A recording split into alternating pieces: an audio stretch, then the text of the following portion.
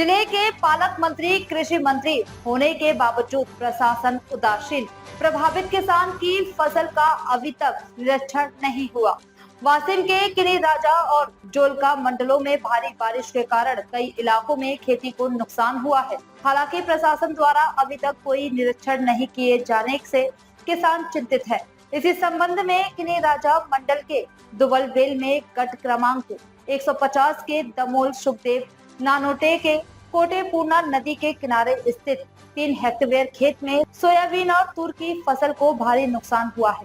35 sprinkle pipe बह गए हैं और बाढ़ के पानी के कारण नदी तल के पत्थर और रेत उनके खेत में लगभग 1 हेक्टेयर खेत में आ गई है, जिससे उनका काफी नुकसान हुआ है। लेकिन इतने बड़े नुकसान के बाद और वासिम जिले के पालक मंत्री दत्ता भट्ट ने स्वयं कृषि मंत्री होने के बावजूद प्रशासन ने अभी तक किसानों के खेत का निरीक्षण नहीं किया है, जिससे वे नाराज हैं और उन्होंने जल्द से जल्द निरीक्षण कर मुआवजे की मांग की है।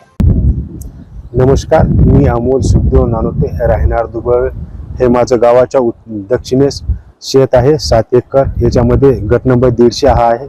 याच्यामध्ये 16 ऑगस्टला झालेल्या पावसामुळे अतोनात आमच्या शेतीचं नुकसान झालेले आहे। काटेपूर्णा नदीच्या पात्राचं पाणी आमच्या शेतात आलेलं आहे। बघू शकता मग किती दगडाचा गंज लागलेला आहे आणि त्याच्या खाली अशी अक्षरशः सोयाबीन सडून गेलेली आहे। याचा पूर्णतः वास सुटलेला आहे। 16 ऑगस्टला झालेल्या पावसामुळे आजची 20 तारीख आहे, पण आतापर्यंतही आमच्या शेतात कोणता महसूल कर्मचारी, तलाठी, ग्रामसेवक किंवा तहसीलदार, कलेक्टर मॅडम हे कोणीच सुद्धा बघायला आलेले नाही। आणि याच्याच जागी जर आमच्या शेताचा गांजा वगैरे जर दुसरं कसलं पीक असतं तर तहसीलदार, ग्रामसेवक, तलाठी अख्ख्या जिल्ह्याची यंत्रणा आमच्या शेतात येऊन थांबली असते की याच्या शेतात काय आहे काय नाही। पण नुकसान झाल्यानंतर बघण्यासाठी यायला यांच्याकडे कोणालाही वेळ नाही।